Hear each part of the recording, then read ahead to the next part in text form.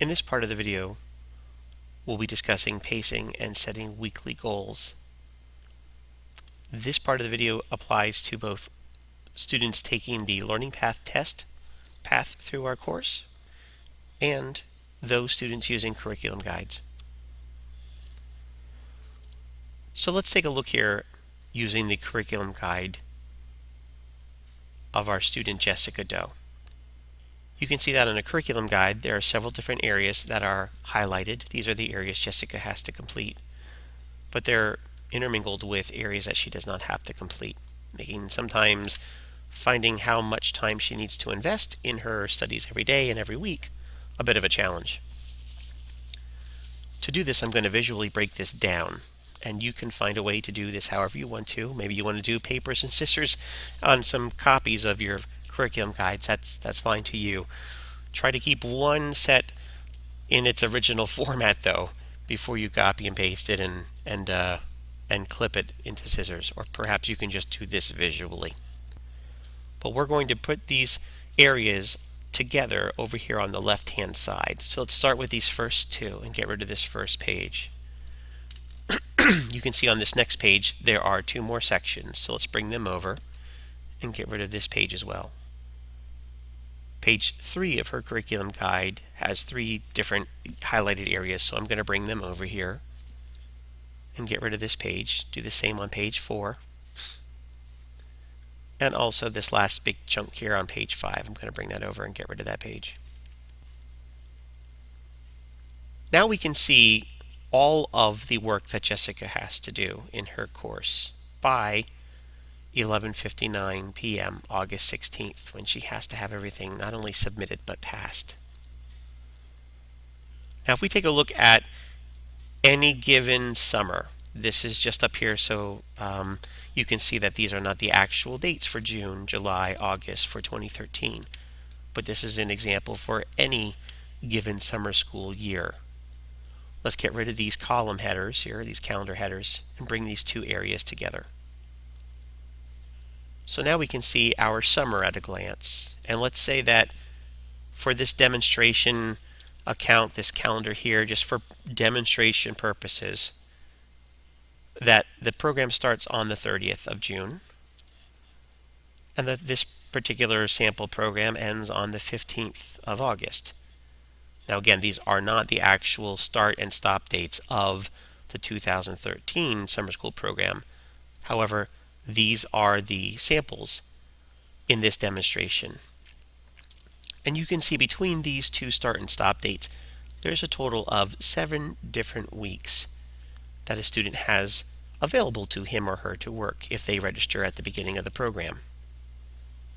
The very first thing that we encourage students to do is to block off the very last week, in effect making the prior week the tentative due date for all submissions.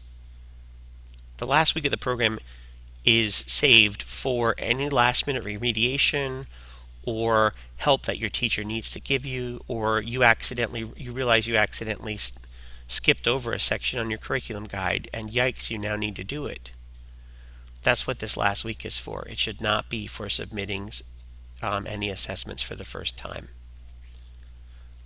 Then what we can do from here is we can visually divide up the workload that Jessica has into the remaining weeks of opportunity. And again, in this demonstration year that we're seeing here, that would be 6 weeks of opportunity. I believe the 2013 summer school program is actually 6 weeks long, so therefore the weeks of opportunity would be 5 weeks. So Jessica would want to divide up her workload into fifths, not to sixths. But continuing with this example, we can see what happens when we remove that shading and apply this new weekly shading. Now she has that first chunk of curriculum guide of her course to do, and that's due by the end of this week 1. Now it's not officially due, however, setting due dates and setting goals is an important part of online learning, and Jessica can do this with this technique. The second chunk here, Jessica can see that she's going to try and get that done by around the 11th or the 12th of that week. And of course the pattern continues for the remaining weeks of the program.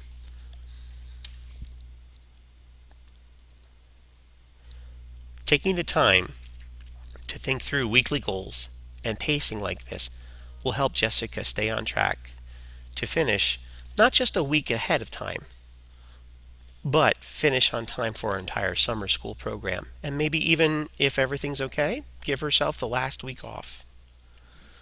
And again, just to stress, this is a 7-week model. This does not reflect the 2013 summer school program. One of the types of activities that your child might find in their courses is a writing activity. This could be simply for an essay, or this could be a writing activity for a project that they have to submit. The way writing activities are submitted and exchanged between a teacher and a student user in Compass Learning is done with the Odyssey Writer. This is used for writing assignments and allows revisions on writing assignments and projects. So to understand the Odyssey Writer, you'll definitely want to go and visit the Odyssey Writer help area on our website, and that can be found at this address here. Once this page is open, you can see directions on how to start the Odyssey Writer, what it looks like when a teacher sends you back comments, and how to revise your work and resubmit it to your teacher for review.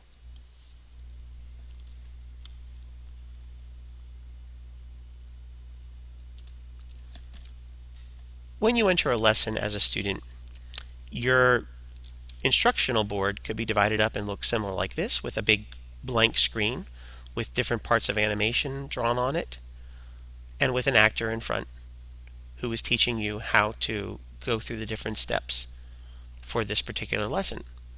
It could also be set up in a different way, where in the top left portion is a webcam of a teacher, and the bottom left portion is an overview of the topics that are going to be reviewed for this particular lesson. And in the entire right-hand side are key points that pop up when the teacher in the upper left talks about them. Whether your course is set up that way, or the lesson that you're looking at is set up like this with an individual actor pointing to objects that appear behind him or her, the following can be used to take good notes while you're paying attention to those lessons. You'll definitely want to use the transcript option when possible, and down at the bottom of the screen you'll see a button for transcript. Sometimes it might just be a T that'll expand to the word transcript, or sometimes it will say transcript. This will then open up in a PDF window that you can print out, and you can follow along exactly with what the person is saying here. The transcript has been transcribed based off of what this teacher has spoken when she was filming this video. We encourage students to print these out, highlight and circle areas right on the printouts, and even in the margins, make notes of some of the elements that pop up on the screen that are unfamiliar with the student to study for before they take their quiz. Write down the notes as they appear on the screen. If it's going too fast, by all means, use the play and pause control buttons to take notes carefully. When you mouse over this, this can be a pause button. And don't forget, you might not have access to the fast forward option as a student. However, you would have access to the rewind option. So please go back and review any content or any parts of the instruction by hitting the rewind button if you're not quite sure what the teacher said. Listen to it several times until you understand it. The next portion of the orientation will deal with technology and thinking through different ways that you can prepare for a technology failure or an accessibility issue to technology to complete your work.